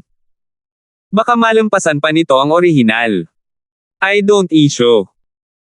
I don't hope that you'd end up waste something I have risked so much to get, mahinang sagot ng ginang. Hindi ko talaga gagawin. Kukumpletuhin ko ang lahat ng gusto mo para sa akin ng walang pagkakamali. Nagningning ang mga mata ni Brayden. Buong kumpiyansa niyang sinabi, natuklasan ko rin ang posibilidad ng mutation ng gene sa pamamagitan ng mga resulta ng aking eksperimento. Kung mapatunayang tama ang aking nakaraang pananaliksik, naniniwala ako na ang hinaharap na nais mong masaksihan ay magkakatotoo. Malapit na tayong hindi mapigilan. Bahagyang kumunat ang noo ng ginang. Hindi kami, ngunit ako. Gusto kong linawin ngayon na isa kang kasangkapan sa akin. Ang sigasig ni Brayden ay agad na nawala, ngunit siya ay mukhang nakatagpo muli ng pag-asa. Nakangiting sinabi niya, handa akong gamitin. Hanggat maaari akong manatiling kapaki-pakinabang sa iyo. Yan Brayden. Ang boses ng babae ay naging napakalamig. You better not stare at me this way with your stupid eyes. I am fully aware of the pointless intentions you hold. Sa paningin ko, isa ka lang aso na may mas matalinong utak kaysa sa karamihan. Wala akong interes sa aso. Naging matigas ang ekspresyon ni Brayden. Pinilit niyang ngumiti at sumagot, naiintindihan ko. Mag-iingat ako sa susunod. Dahil sa pagkadismaya, pinilit ni Brayden na ilihis ang tingin sa ginang. Niayaw niyang lumingon para tingnan siya, kahit na nag-effort siya para lang sa meeting ngayong gabi. Binaliwala ng ginang ang kanyang nararamdaman at nagpatuloy. Ipinagpatuloy niya, 2 araw ang nakalipas, ikaw ang nag-frame kay Hades para sa pagkamatay ni Melvin, hindi ba? Ako ito. Ibinaba ni Brayden ang kanyang ulo, na puno ng pawis ang kanyang noo. Wala akong natatanda ang inutusan ka, malamig na sabi ng ginang. Napalunok ng laway si Brayden sa takot. Nadama ko lang na ang pagkamatay ni Melvin ay hindi itinuturing na isang napakahalagang issue. Kung ang kanyang lolo na si Martian ay sumalungat sa Gibson clan dahil doon, kahit na kumilos si Justin o hindi, magkakaroon ng kaguluhan sa Central Military Commission. Sa ganitong paraan, malamang naaaksyon si Hongming laban kay Justin. Natawa ang ginang sa pang-aalipusta. Nasaran ka na ba ng bait habang nagsasaliksik ng husto? O mas gusto mo ang iyong sarili na mas matalino? Ano sa tingin mo ay madaling malinlang sina Martian at Gavin Gibson? Huwag kang magkamali. Alam ko ang iyong mga intensyon. Sa takot, nawala nang masabi si Brayden. I'm warning you, stay focused. Ayokong maulit ang katarantiduhan na ganito. Gawin mo ang sinabi sa iyo at iyon lang. Baka sa hinaharap, kapag naalis ko si Hongmeng, bahagyang makikinabang ka. Sa oras na iyon, kahit anong gawin mo sa Gibson at Lee clans, o kahit na Justin, ay wala sa akin. Wala silang sasabihin kundi gumagapang ang mga insekto, gumagapang ang mga insekto. Sa wakas, gamaan ang pakiramdam ni Brayden, alam niyang pinatawad na siya sa pagkakataong ito sa kanyang sarili na gumawa ng desisyon. Tumayo ang ginang at inilapag ang kanyang wine glass. Nakatalikod kay Brayden, matikas siyang naglakad patungo sa floor-to-ceiling window. Dahil sa mga ilaw na kumikinang sa kanyang likuran, ang balat ng ginang sa ilalim ng kanyang itim na damit ay nagmistulang snow at puting porselana. Ang kanyang itim na buhok na umaabot sa kanyang baywang ay nabuo ang perpektong view ng kanyang likod. Marahas na bumilis ang tibok ng puso ni Brayden habang nanginginig ang kanyang mga kamay. Naramdaman niya ang pagnanasang yakapin siya, ngunit natatakot siyang gawin iyon. Halos mawalan siya ng malay sa pagpipigil sa sarili. Nakalagay ang Sword of Thanatos sa loob ng safe sa kwartong ito. Ibalik mo ito sa Central City. Naniniwala akong alam mo na ang susunod mong gagawin. Huwag nang manatili sa Stonegate. Sa sandaling matapos magsalita ang ginang, ang kanyang silhouette ay kumupas at naglaho sa isang kisap mata. Sumugod si Brayden, sa pagtatangkang pananatilihin siya ngunit sa huli ay nabigo ito. Ang tanging natitira sa kanya ay panlulumo at hindi maipaliwanag na paghihirap. Walang ibang naiwan kundi katahimikan. Ang tanging bakas na naiwan ng ginang ay ang baso ng kalahating tapos na alak. 500 na po. Kinaumagahan, bahagyang nagising si Justin kaysa karaniwan. Hindi niya sigurado kung stress ba o iba pang bagay ang pumipigil sa kanya. Ang pagtulog ay hindi kailanman naging pangangailangan para sa kanya. Mas gugustuhin niyang gugulin ang oras sa paglutas ng kanyang mga problema kaysa sayangin ito sa pagtulog. Si Yuna ay abala sa kusina nang bumaba siya para mag-almusal. Si Marian ay tulog pa rin. Napagod si Boss Lysander sa kanyang sarili sa pagtatrabaho kahapon. Si Sheila at Rebecca ay nakaupo sa hapagkainan. Tinatrito ni Rebecca si Sheila na parang sarili niyang anak. Patuloy niyang pinapakain si Sheila at mukhang hindi siya titigil sa lalong madaling panahon. Nakita ni Rebecca si Justin at masayang sinabi, "Maaga kang gumising ngayon. Magagamit ko talaga ang tulong mo ngayon." Nagulat, sumagot si Justin, "Tulong sa ano?" Kamakailan, nagsimulang pumasok si Sheila sa klase tuwing linggo. Mangyaring ipadala siya sa paaralan pagkatapos ng almusal dahil libre ka. Mababawasan nito ang abala sa kanyang pagsakay sa bus, sabi ni Rebecca. Agad namang umiling si Sheila at sinabing, "Tita Garrison, ayos lang. Kaya ko namang sumakay ng bus. Hindi rin naman ako mahuhuli. Ito ay hindi tungkol sa pagiging huli o hindi. Nabawasan ka ng napakaraming timbang kamakailan dahil sa iyong patuloy na pagre-rebisa. Karaniwang walang gagawin si Brother Gibson, kaya hindi magiging problema ang pagpapadala sa iyo sa paaralan." Ngumiti si Rebecca kay Justin at nagtanong, "Tama ba ako, ang aking dakilang anak?" Hindi maaaring tanggihan ni Justin ang kahilingang ito. Payag siyang ipadala si Sheila sa paaralan. Higit pa rito, gusto niyang makuha ang magandang biyaya ni Rebecca bago ito makipagkita kay Hilda. Kaya kailangan niyang pumayag. Hindi kumibo si Sheila matapos makitang mabilis na pumayag si Justin kaya binigyan niya si Rebecca ng matamis na ngiti. Mabilis na natapos ni Justin ang kanyang almusal kasama si Sheila. Uminom siya ng isang mangkok ng lugaw at kumain ng ilang steamed buns. Inihatid ni Rebecca ang dalawa sa courtyard habang pinag-iisip ang paalalahanan si Sheila na umuwi ng maaga para sa hapunan. Nalungkot si Justin nang makita kung gaano kahalaga si Rebecca kay Sheila. Ang kanyang ina ay palaging nag-aalaga sa kanya noong sila ay nagpapaunlad pa ng kanilang relasyon. Ngayon, na ang kanilang relasyon ay matatag, si Rebecca ay hindi gaanong nagmamalasakit sa kanya ngunit higit pa tungkol kay Sheila. Ini-start ni Justin ang makina ng kotse at ngumiti. "Nakikita ko na tunay kang naging kapatid ko. Iisipin ng lahat na ampon ako samantalang ikaw ang tunay na anak ng aking ina, batay sa paraan ng pakikitungo niya sa iyo." Si Sheila ay yumuko at tumingin kay Justin, hindi nasisiyahan. Sabi niya, "Hindi tulad mo, masunurin ako. Lagi kang nanggugulo kay Tita Rebecca." Nahihiyang ngumiti si Justin at kinamot ang kanyang mukha. Alam niya kung ano ang ipinahihiwatig ng kanyang mga salita ngunit wala siyang maitatanggi kaya nanatili siyang tahimik. Lumabas siya ng bahay at tinungo ang paaralan ni Sheila. Pinalis sila ni Rebecca sa kanyang mga mata mula sa looban. Natutuwa at pinagpala siya sa tuwing nakikita niyang nagmamaneho si Justin mula sa bahay. Tumalikod si Rebecca at bumalik sa bahay. Habang naglalakad siya pabalik, nakita niya ang isang medyo may edad na babae na lumabas mula sa bahay ni Roslyn. Simple at simple ang suot ng hindi pamilyar na babae. Gayunpaman, si Rebecca bilang isang babae mismo ay masasabi na siya ay isang magandang babae sa kanyang kabataan. Ang hindi pamilyar na babaeng ito ay si Hilde na pansamantalang nakatira kasama ang kanyang anak na si Talia sa bahay ni Roslyn. Matagal nang dumating si Hilde sa Stonegate. Hindi pa sila nagkita noon dahil hindi bumisita si Rebecca sa bahay ng Roslyn kamakailan.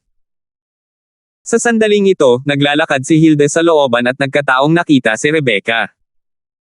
Ilang sandali silang nagkatitigan. Ang isa ay matikas at matikas samantalang ang isa ay simple at dalisay. Palibhas ay magkapit-bahay, karaniwan na sa kanila ang bati sa isa't isa.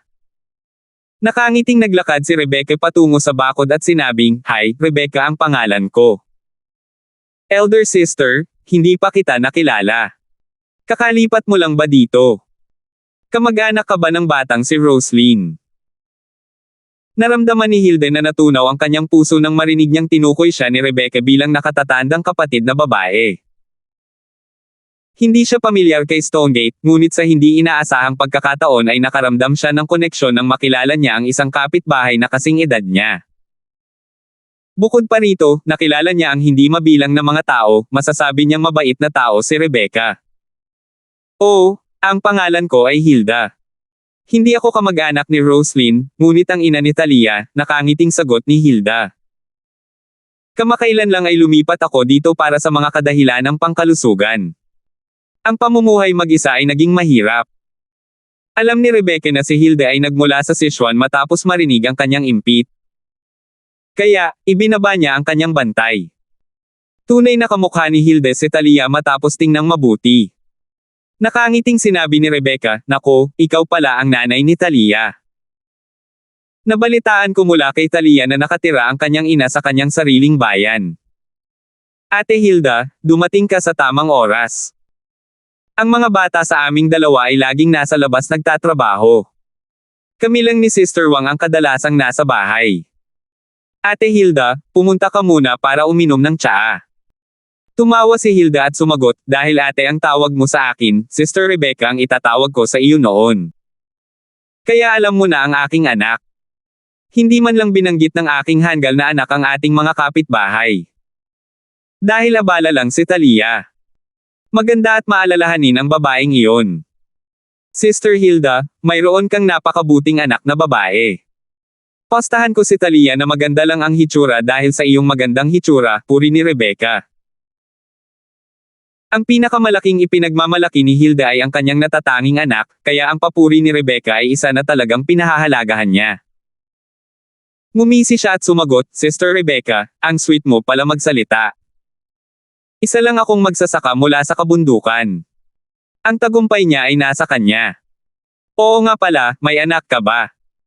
Noong una, gusto ni Hilda na magtrabaho sa restaurant ni Madam Helena.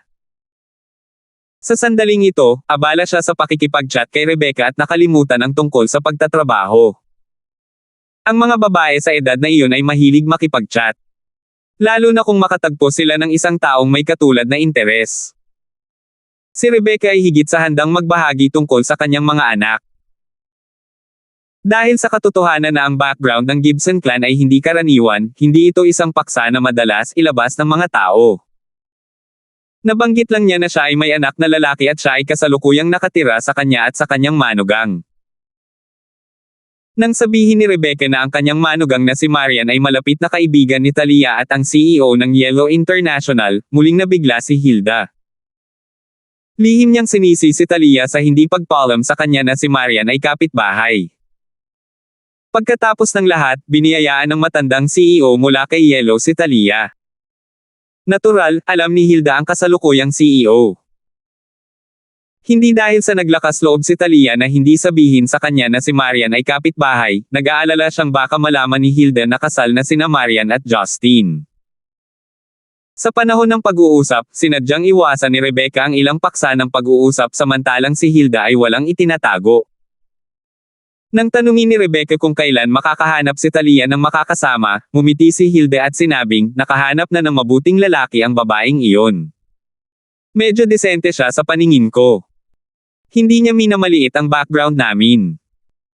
2 araw lang ang nakalipas, nabanggit nila na dapat magkita ang dalawang magulang. Siguro busy ang mga magulang ng magiging manugang ko kaya hindi pa sila nakakapag-set ng date. Ang galing. Noon pa man ay naiisip kong mabuting babae si Talia. Kung hindi pa kasal ang anak ko, baka ipinaraise ko na siya kay Talia. Hindi niya sinabi sa akin na may iniisip siya. Kamakailan lang ay tinanong ko siya tungkol dito ngunit tumanggi siyang sabihin sa akin, sagot ni Rebecca. Ilang araw na ang nakalipas, medyo nalungkot si Rebecca dahil nakita niyang mas angkop si Talia bilang kanyang manugang kaysa kay Marian. Gayunpaman, nagbago ang isip ni Marian nitong mga nakaraang araw. Hindi napigilan ni Hilda ang paghanga sa kanyang magiging manugang kahit na wala siyang binanggit na pangalan. Napaka-perpektong inilarawan niya sa kanya na para siyang perpekto, tapat, at nag-iisang lalaki. Mula sa paglalarawan ni Hilda, naramdaman din ni Rebecca na siya ay isang mabuting tao. Natural na piliin siya ni Talia kaysa sa sinumang lalaki. Si Rebecca na puno ng paghanga ay hindi malalaman na ang perpektong tao, sa mga salita ni Hilda ay ang kanyang pinapahalagahan na anak, Justin. All along, iisang tao lang ang pinag-uusapan nila. 571. Si Justin na papunta sa paaralan ni Sheila ay walang ideya na nagkataon na nagkita ang kanyang ina at biyenan. Hindi rin niya alam na patungkol sa kanya ang unang paksa ng usapan nila. Kung alam ni Justin kung ano ang babalik sa bahay, maaaring siya ay tumawa hanggang sa mamatay o ibinaon ang kanyang sarili sa isang butas na pagtataguan magpakailanman. Dahil weekend noon, hindi masyadong mabigat ang traffic. Maingat na nakapagmaneho si Justin habang nakikipag-chat siya kay Sheila. Dahil sa kamakailang mga kaganapan, si Justin ay walang oras upang maabyutin ang babae. Nagtatanong lang siya noon tungkol sa school life at revision ni Sheila. Ngunit nitong mga nakaraang araw, naramdaman niyang kailangan niyang tugunan ang background ng pamilya ni Sheila mula sa Korea. Karaniwang nakumpirma na si Sheila ay isang direktang inapo ng mga tao mula sa Star Moon Group. Si Park Jong-hyun ay hindi isang ordinaryong tao. Ang pagkuha ng impormasyon ng mali ay wala sa kanyang mga libro. Iginiit ni Sheila na manatili sa Stonegate sa halip na bumalik sa Korea. Naunawaan ng lahat ang kanyang naramdaman, at nag-alala at nahabag sa kanya. Bilang paggalang, hindi nila ito dinala sa harap ni Sheila. Naramdaman ni Justin na kailangan ni Sheila na bumalik sa Korea sa madaling panahon. Siya ay kabilang doon pagkatapos ng lahat. Kahit na ang kanyang mga magulang ay mahigpit na tinutulan ng kanyang mga kamag-anak noon, at tumakas sa Zenica bilang isang resulta, hindi ito sapat upang putulin ang lahat ng ugnayan sa kanilang mga kadugo. Higit pa rito, si Sheila ay pinili bilang heiress ng business empire na Star Moon Group ng kasalukuyang presidente nito, ang kanyang lolo. Kung pumili sila ng ibang kandidato maliban kay Sheila, hindi mag-aaksaya ng oras si Park Jong-hyun na pumunta sa Stonegate. Inisip ni Justin ang mga posibleng salungatan, dulot ng awtoridad at pera, sa loob ng malalaking angkan tulad ng sa kanya. Hindi siya umaasa na si Sheila ang makakatanggap ng anuman dito. Ang tanging magagawa niya ay tiyakin na ang parang kapatid na bata ay namuhay ng isang maligayang buhay anuman ang kanyang pipiliin. Habang nagmamaneho, nagtanong si Justin tungkol sa kung ano ang kalagayan ni Sheila sa paaralan, at kung paano umusad ang kanyang rebisyon. Nagbiro siya tungkol sa pagpapalam sa kanya na humingi ng tulong kay Sister Marian sa oras ng pangangailangan, upang si Marian ay magambala sa kanya. Bihira para kay Sheila na makausap si Justin ng mag-isa. Kinampihan lang niya si Marian kahapon ng gabi at sadyang pinalala ang sitwasyon. Gayunpaman, hindi lamang siya kasalukuyang masunurin, siya rin ay tumawa at masayang nakipag-usap kay Justin. Sheila, hinaharas ka pa rin ba ni Murphy? Biglang naisip ni Justin ang bayaw niyang iyon. Agad na kumunat ang noo ni Sheila nang marinig ang pangalang iyon. Galit niyang sinabi, Kuya Gibson, pakiusap huwag mo na siyang banggitin. Nadidismaya ako sa tuwing naiisip ko siya. Sinusundan ka pa rin ba niya sa school? Nakangiting tanong ni Justin. Hindi, siya ay hindi. Siya ay tumigil sa pag-aaral sa ibang pagkakataon. Iginala ni Sheila ang kanyang mga mata ng kaibig-ibig. Nag-quit siya. Nagdududa si Justin. Sa palagay ko ang salitang hinahanap mo ay pinatalsik. Ang lalaking iyon ba ay bumuo ng isang uri ng gang at naparusahan? Ang mga duwag na guro ay hindi maglalakas loob na gulo kay Murphy. Kahit ang punong guro ay gumagawa ng paraan para sa kanya. Nakapout si Sheila sa bibig. Umalis siya dahil nakita niyang ang pag-aaral ay isang hindi angkop na gawain para sa kanya. Naniniwala ako na nakuha niya ang pag-aproba ng kanyang ama na huminto sa pag-aaral. Tinutulungan niya ngayon ang kanyang ama sa gang. Hindi inaasahan ni Justin na mangyayari iyon. Maaaring naisip ni Oliver na ang kanyang anak ay hindi ipinanganak para sa paaralan, kaya pinili niyang ilagay siya sa praktikal na trabaho sa halip na mag-aksaya ng oras. Pagkatapos ay nagtanong siya, dahil huminto na sa pag-aaral si Murphy, mabuti na lang na wala nang nanggugulo sa iyo. Bakit parang galit na galit ka pa rin? Iniwas ni Sheila ang tingin kay Justin. Ibinoling niya ang kanyang ulo sa bintana, mahina niyang sinabi, kahit na huminto siya sa pag-aaral, nag-iwan siya ng negatibong impluwensya. Sa madaling salita, galit na galit ako sa kanya. Napansin ni Justin na hindi niya ito gustong pag-usapan. Ang bawat isa ay may isang lihim o dalawa pagkatapos ng lahat, kaya hindi na siya nagtanong pa. Hindi sinasadya ni Justin na magagal pagkatapos ipadala si Sheila sa paaralan. Ang isang binata na nagmamaneho ng BMW para magpadala ng babaeng high school ay madaling ma-misinterpret. Medyo matagal nang nakabalik si Justin sa bansa, kaya natural na isinasaalang-alang niya ang maraming bagay, lalo na kapag may kinalaman ito sa isang normal na babae tulad ni Sheila. Gayunpaman, bagamat umalis siya kaagad pagkatapos ihatid si Sheila, nakuha niya ang atensyon ng ilan sa mga estudyante ng paaralan. Nang umalis ang sasakyan, kinagat ni Sheila ang kanyang labi at nagpakita ng isang ngiti. Natuwa siya na pinaponte siya ni Justin sa paaralan. Nang tumalikod na siya at papasok na sana, maririnig ang pangungutya ng ilang mga babae. Iniisip ko lang kung sino ang mayamang tao na kinuha ng isang BMW. Kaya ito ang maganda naming schoolmate na si Sheila. Nagseselos ako. Isang medyo matangkad, maganda ang suot na batang babae na may blonde na buhok ang lumabas kung saan-saan kasama ang dalawa pang babae na kasing tangkad niya, na lahat ay may butas sa tainga. Natahimik si Sheila nang marinig ang boses. Nagkunwari siyang walang narinig at nagpatuloy sa paglalakad patungo sa entrance. Sa hindi inaasahang pagkakataon, bago siya makarating doon, ang dalawang babae ay pumunta sa harapan at hinaranggan siya, nakatingin kay Sheila ng masama. Carol Jane, ano ang gusto mo ngayon? Pinigilan ni Sheila ang kanyang galit, tinitigan ang blonde-haired girl. Hinaplos ni Carol ang kanyang buhok at pinahilig ang kanyang ulo. Malamig na sinabi niya, napakalinis mong kumilos noong naririto pa si Murphy. Alam kong gawa lang ang lahat. Sa wakas ay ibinunyag mo na ang iyong tunay na kulay. Tanging isang tulala na tulad ni Murphy ang magiging labis na nahuhumaling sa iyo, na walang iba kundi isang asong babae. Nagtawanan ng dalawang babae nang insultuhan ni Carol si Sheila. Karamihan sa iba pang mga estudyante sa paligid ay kilala sila, at alam nila na si Carol ay palaging laban kay Sheila. Ang ilan sa kanila ay nasiyahan sa palabas, habang ang iba ay nakiramay kay Sheila. Sinubukan ni Sheila ang kanyang makakaya na huwag pansinin ang mapangasar na tingin ni Carol.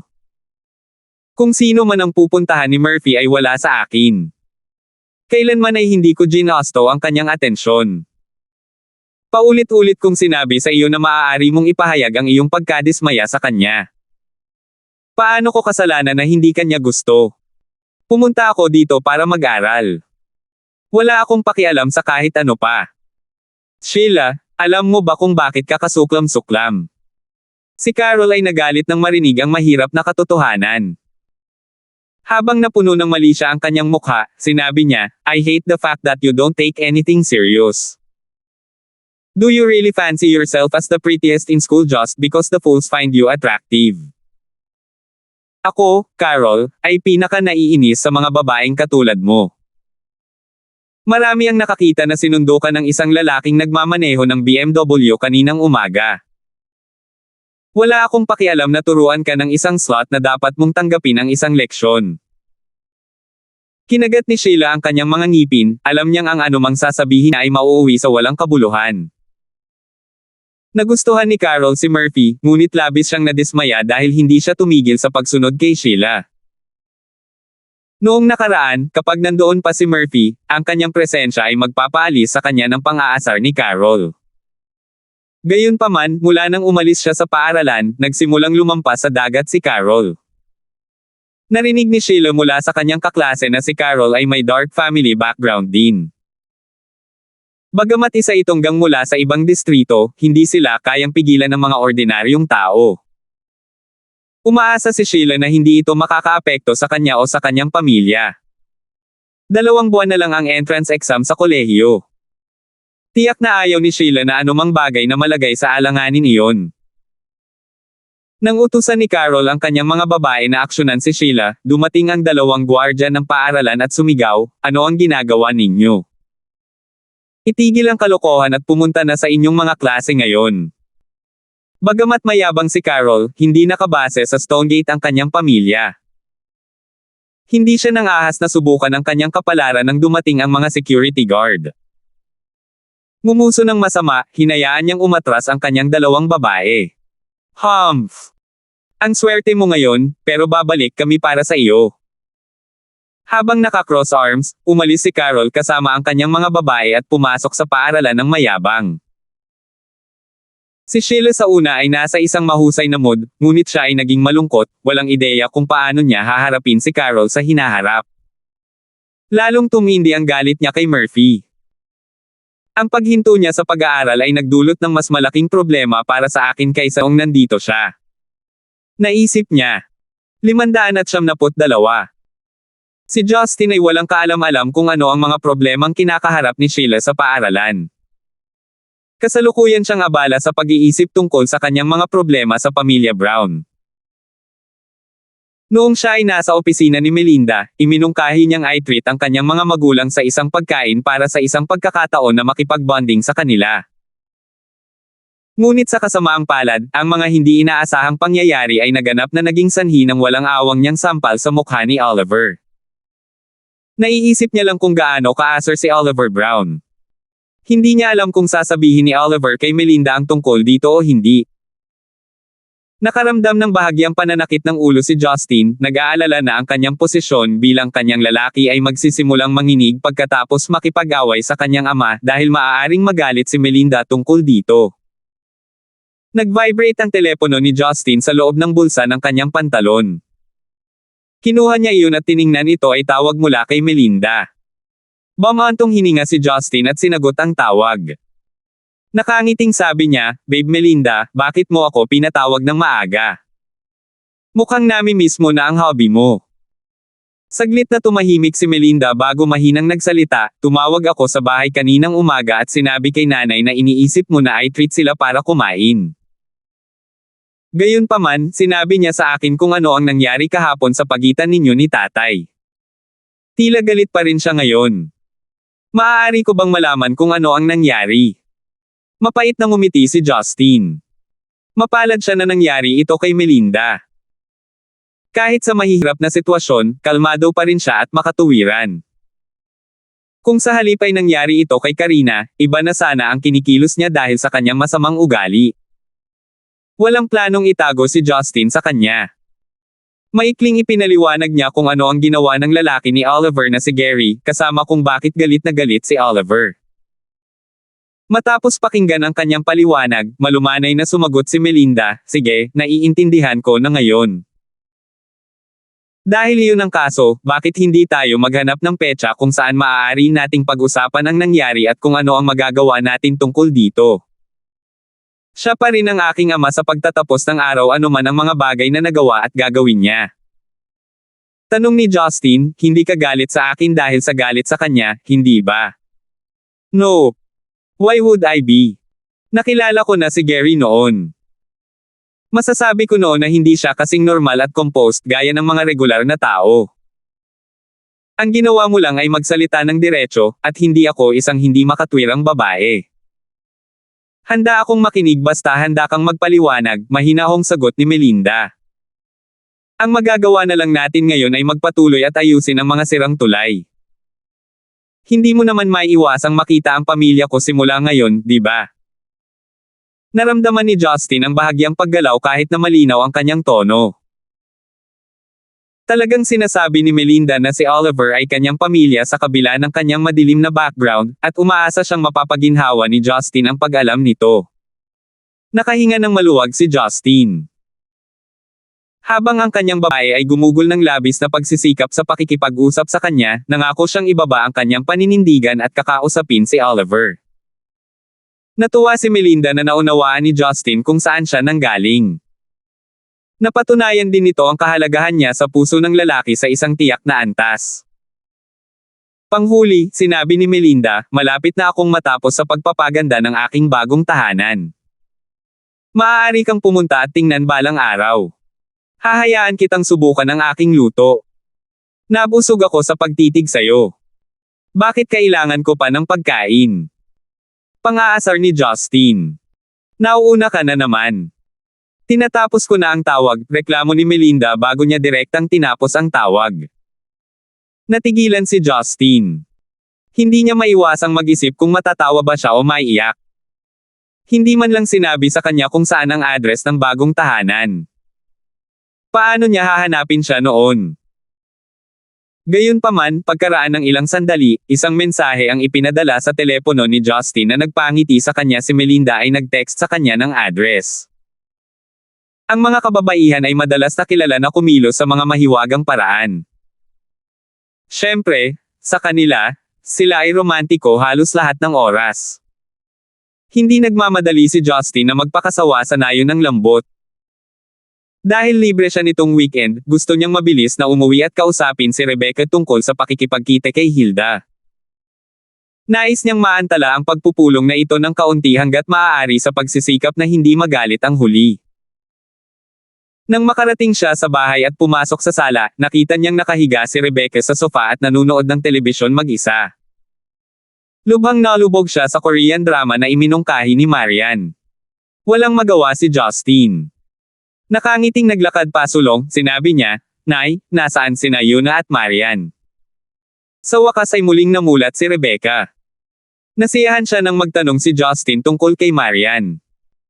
Lumabas siya kasama si Yuna para bumili ng mga groceries. Narinig kong gusto niyang matutong magluto na medyo ikinagulat ko. Nagtratrabaho siya noon tuwing weekend. Mukhang mas naging maalalahanin siya. Gamaan ang pakiramdam ni Justin. Dahil wala si Marian sa bahay, ang pag-uusap ay maaaring maging mas madali. Mom, may pag-uusapan po ako sa inyo. Matingkad na ngumiti si Justin, sinusubukang pasayahin siya. Palagi kang kumikilos ng mag-isa sa nakaraan. Bakit kailangan mo pang makipag-usap sa akin sa pagkakataong ito? Hindi ka naman napasok sa gulo, di ba? Nag-aalalang tanong ni Rebecca. Mabilis na ikinaway ni Justin ang kanyang kamay. I didn't. It is actually considered a thing. Sana makuha ko ang suporta mo, Mom. Tumigil ka na sa paglalaro. Wala kang dapat itago sa iyong ina. Nakangiting sabi ni Rebecca. Napakamot si Justin sa likod ng kanyang ulo. Kinagat niya ang kanyang mga ngipin, sinabi niya, maaari ko bang hilingin sa iyo na makilala ang isang biyenan ko at ang isa ko pang babae? Unti-unting tumigas ang ngiti ni Rebecca bago ito tuluyang nawala.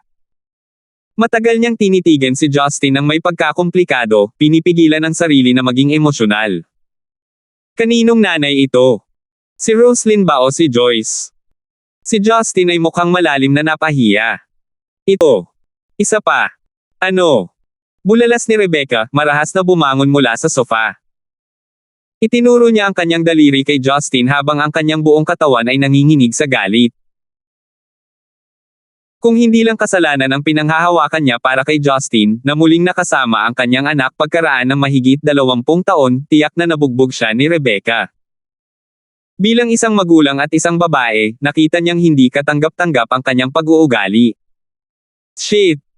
Naisip niya, hindi niya inaasahan na magiging ganoon ka-emosyonal si Rebecca. Mabilis niyang sinabi, Mama, pakiusap, huminahon ka. Pag-usapan natin ito ng mahinahon. Anong pag-uusapan? Sumigaw si Rebecca sa taas ng kanyang mga baga, halos mawala ng kontrol sa kanyang emosyon. Justin, nakikiusap si nanay sa iyo sa pagkakataong ito. Huwag ka nang manggulo pa. Kaya ko at kinailangan kong tanggapin si Roslyn bilang iyong manliligaw simula nang iligtas niya ang buhay ko. Masasabi kong taos-puso rin ang pagmamahal ni Joyce sa iyo, kaya itinikom ko iyon. To be honest, solely by accepting these two ladies, I'm already embarrassed enough in front of Marian. But now another lover of your pop out. Are you even trying to live peacefully here in this family? Mayroon talagang higit sa isa. Si Little Collins, ang hepe ng pulisya na si Little Karina, at ang matandang kagandahang si Teresa ay naghihintay sa amin. Kung ganito ang reaksyon niya kapag binanggit ko lang ang ina ni Little Thalia, naiisip ko na lang ang daan na nasa unahan ko. Isip niya. Ipinagpatuloy ni Justin, Nay, nangako na ako sa nanay niya. Hindi lang ilang araw mula nang makilala ko ang anak niya. At ang ginagawa namin ay hindi lang naglolokohan. Ganon din kina Roslyn at Joyce. Gusto ko sila ng buong puso. Hindi ko naman sila basta-basta maaalis, di ba? Nanghihina ang loob, huminga ng malalim si Rebecca bago umupo, na parang naubos ang kanyang lakas. Pinunasan niya ang kanyang noo at sinabing, Justin, isa kang mabuting tao.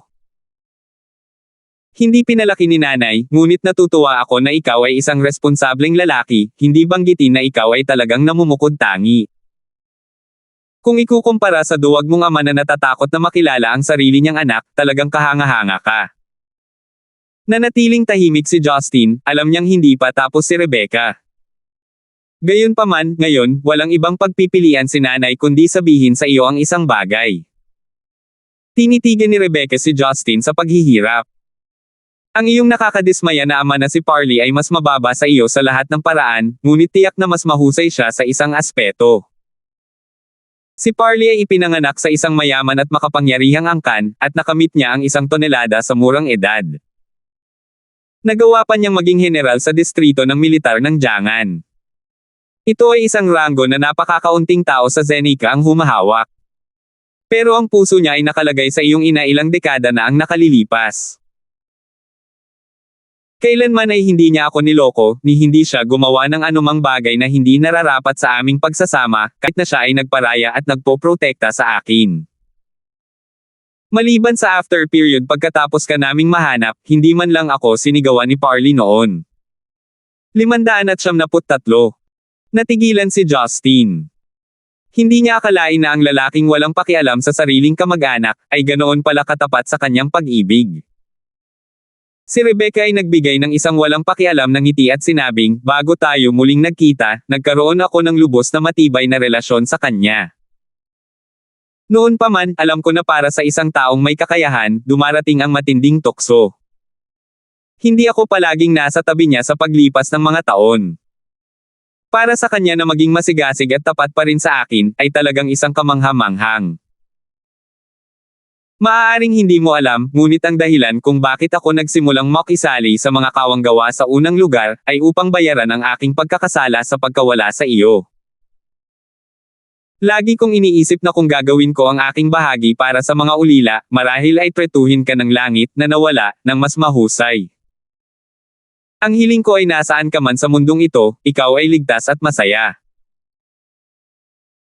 Noong una ay kinasusuklaman ng iyong lolo ang ideya na ginugol ko ang napakaraming oras ko sa pagtulong sa komunidad sa halip na gampanan ang aking mga tungkulin bilang nag-iisang manugang ng angkan ng Gibson. Noon pa man ay naniniwala siya na trabaho ko ang manatili sa bahay upang alagaan ang mga matatanda habang pinapanatili ang reputasyon ng aking pamilya. Pero hindi tumitigil ang lalaking iyon sa pagtatanggol sa akin at sa mga bagay na ginawa ko sa kabila ng tutol na pananaw ng lolo mo. Siya ang dapat kong pasalamatan sa pagtulong sa akin na kumbansihin ang lolo mo. Mahigit 20 taon na ang lumipas mula nang ikasal kami. Ni minsan ay wala siyang ginawang makakasakit sa akin. Maliban sa kaso mo, wala akong iba kundi ang pagpapahalaga sa lalaking iyon. Pinagsisisihan mo ba iyon? Bahagyang binanggit ni Justin. Magsisisi. Bakit ako dapat? Nagsisisi na iniwan mo ang iyong mapagmahal na asawa para sa iyong playboy na sakit ng ulo ng isang anak. Pabirong sabi ni Justin. Naiwang tulala si Rebecca habang inilibot niya ang kanyang mga mata kay Justin. Pagkatapos ay sumagot siya, bakit ko pagsisisihan iyon? Si Parley ay isang mahusay na asawa, ngunit hanggang doon na lang. Bilang isang ama, binaigo niya ako ng husto. Hindi lang ako ang kanyang asawa, ngunit isang ina sa 2 anak na lalaki. Mga dekada na ang nakalilipas, ang pag-abandona sa iyo para sa kapakanan ng angkan ay isang kakilakilabot na desisyong ginawa sa aking wakas. Binigyan ko ang angkan ng Gibson ng 2 anak, at dahil doon ay wala na akong utang sa mga ninuno. Ngayong nasa kalahati na ako sa 100 taong gulang, paano ko masasaksihan na muli kang lumayo sa akin? Medyo gaman ang pakiramdam ni Justin matapos marinig ang mga salitang iyon. Napagpasyahan niyang alagaan ng mabuti ang kanyang ina. Isinakripisyo niya ang kanyang mapagmahal na asawa para sa kanya. Paano nga ba niya nagawang iwan itong mag-isa? Ngunit, malinaw na hindi kasama ng mas mabuting pangangalaga na iyon ang kanyang mga paraan ng pagharap sa mga relasyon. Bumulong si Justin, Nay, habang nasa ganitong paksa tayo, ipinapangako ko na lagi kitang aalagaan. Ngunit kailangan mong tulungan ang sarili mong anak na makamit ang panghabang buhay na kaligayahan, di ba? Bawat isa sa mga babae ko ay may espesyal na lugar sa akin. Lahat tayo ay dumaan sa ilang mga pangyayari sa nakaraan na naging dahilan upang tayo ay magkatuluyan. Paano ko sila iiwan ng biglaan? Kaya't hindi ko hahayaan na makipagkita sa kanila. Bienan. Medyo lumuwag si Rebecca, ilang sandali lang ang nakalipas, ngunit na-tense muli sa kanyang kahilingan. Justin, talagang isang pagpapala ang magkaroon ng napakaraming babae na nagmamahal sa iyo. Pero wala na tayo sa medieval na panahon. Hindi mo pwedeng ipagmalaki ang pag-imbak mo ng mga babae na parang wala lang. Hindi ka rin tulad ng ibang mga lalaki na lihim na binabayaran ang kanilang mga mistress. Literal kang pumunta sa mga babaeng ito at nakikipag-usap sa kanila na parang ayos lang. Kung sa tingin mo ay kumakalat sila. At saka, ayos lang kung hindi alam ni Marian ang tungkol sa arrangement mo, at gagawin ko pa rin ang lahat ng makakaya ko na itago ito sa kanya. Pero hindi mo man lang sinubukang itago ito sa sarili mo. Hindi siya bulag at hindi rin siya robot. How much more do you expect her to take? Isang mapait na ngiti ang ibinigay ni Justin. Mom, to be honest with you, noong ikasal tayo, hindi tayo kasama sa mahabang panahon. Kaya wala siyang pakialam kung may iba akong babae. Sino ang nakakaalam na mangyayari ang mga bagay sa paraang ginawa nila? Anong ibig mong sabihin? Nadismaya si Rebecca. Ano ang ibig sabihin ng wala sa loob nito sa mahabang panahon? Paano ba talaga kayo nagkakilala noong una, at nakikita kung gaano kaliwanag ang isip ni Marian, bakit siya magpapakasal sa sinumang random na lalaki? Bahagyang napakamot si Justin sa kanyang ilong bilang tugon sa awkward na kapaligiran. Ngunit hindi nagtagal ay nagpasya siyang dapat malaman ni Rebecca ang buong kwento. Siguradong malalaman niya ito sa madaling panahon. Alam niyang sikreto pa rin ito ng kanyang ina. Kaya naman, sinabi sa kanya ni Justin ang lahat, mula sa bahagi kung saan siya bumalik sa Zenica at nagsimulang magbenta ng mga tuhog ng karne ng tupa. Hanggang sa nagkataon na nabangga niya si Marian na nanlumo dahil sa kanyang ama na si Kevin Lasander. Nasaksihan niya ang pag-inom ng droga at nagpas siyang iligtas siya, ngunit napagkamalan siyang escort. Nang mabalitaan niya ang tungkol kay Justin na napagkamalan na si Marian ay isang puta, at inilabas ang kanyang cherry, gulat na gulat si Rebecca na bumuka ang kanyang bibig hanggang sa puntong kasya ang isang buong itlog. Sa pinakadulo, walang ideya si Rebecca kung paano magre-react. Inikot niya ang kanyang mga kamay at sinimulang hampasin si Justin sa katawan. Nabalisa, siya ay sumagot, ano ang mali sa iyo? Ano ang iyong mga pagpapalagay? Anong kakilakilabot na paghatol? Nakakita ka na ba ng isang patutot na nangangailangan ng kanyang inumin upang madroga? Kung siya ay nagtatrabaho sa bukid, bakit siya kailangang magdroga? Hindi sa banggitin mo talagang naisip na ang isang babaeng tulad ni Marian ay isang patutot noong una. Inabot ni Justin ang likod ng kanyang ulo habang inaalala ang sandaling iyon. Noon, dahil sa lingge talaga siya kaya niya tinanggap ang identity ni Marian. Sa pamamagitan ng mga pagbabalik-tanaw ay humantong ito sa kanyang natuklasan sa wakas na, kumpara kay Zhang Hu at sa kanyang mga barkada noon, hindi naman siya masyadong naiiba sa kanila kung tutuusin. Ngayong naliwanagan na sa akin, lumalabas na ang iyong asawa ay nainakaw ng iyong munting haltak. Itinuro ni Rebecca ang kanyang daliri sa ulo ni Justin.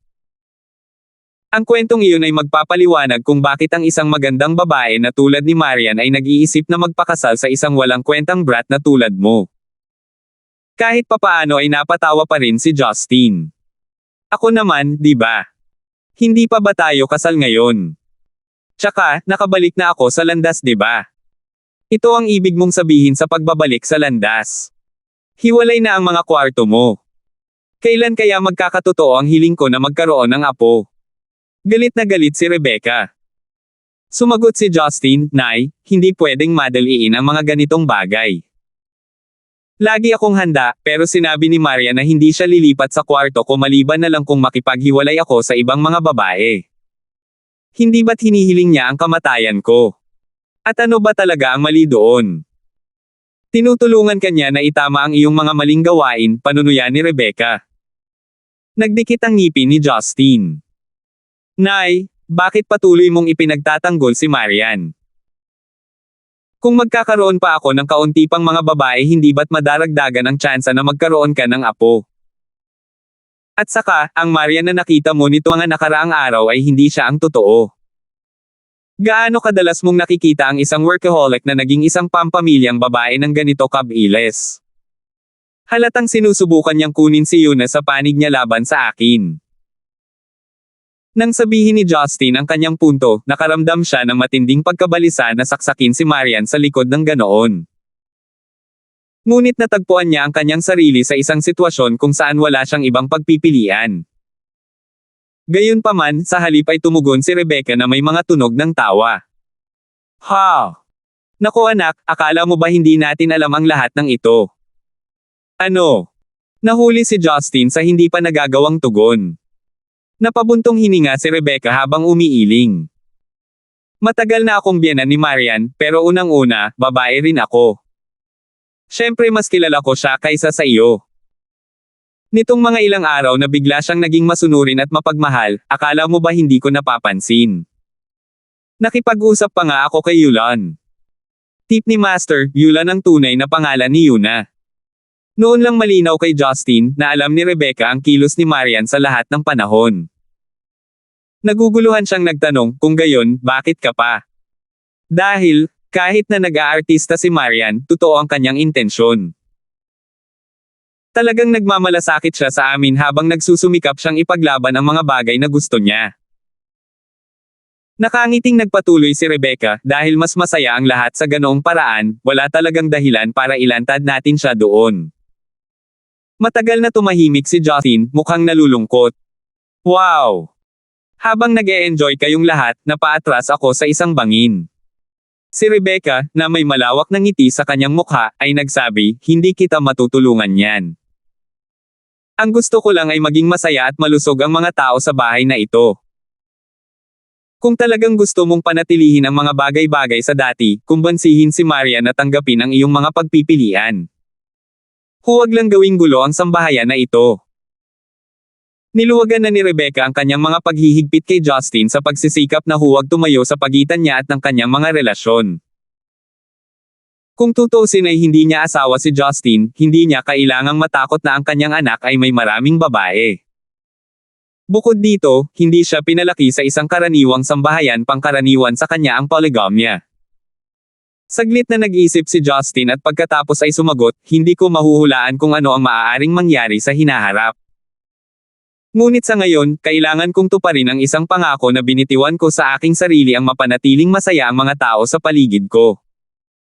Sa ngayon, naghihintay ang biyenan kong iyon na makipagkita sa iyo.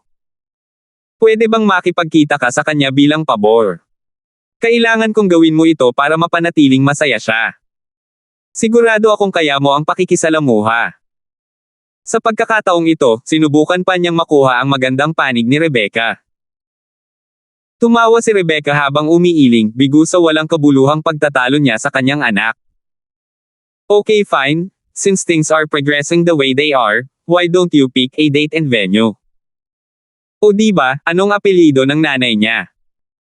Si Justin, na puno ng kagalakan, ay masayang sumagot, alam kong babalikan mo ako. Ang apelyido ng biyenan ko ay Mata ay medyo matipid na tao. Dapat kayong dalawa ay magkasundo. Hindi ito tungkol sa kung maaari tayong magpatuloy sa pag-uusap. Ito ay tungkol sa kanyang agarang sama ng loob sa iyo kapag nalaman niya ang tungkol sa iyong sitwasyon, sabi ni Rebecca habang tahimik na pinag-iisipan ang kanyang desisyon. Alam ni Justin na ang mga bagay na ito ay kailangang harapin sa maaga o huli. Wala na siyang nagawa kundi ang harapin ito. Kaya muli, nagpasya siyang huwag mag-overthink. Nananalig siya na laging may solusyon sa lahat. Si Justin ay nasa magandang kalagayan ngayon na naayos na niya ang problema ng pagkuha ng parehong mga in-laws upang makipagkita sa isa't isa at patungo sana upang gumawa ng tsaa kay Rebecca upang ipahayag ang kanyang pasasalamat. Ngunit nang siya ay pupunta na sa kusina upang maghanda ng tsaa, si Yuna na lumabas upang mamili ng mga pamilihan ay bumalik kasama si Marian. Salamat po at sinamahan ninyo ako, ingat lagi mga master.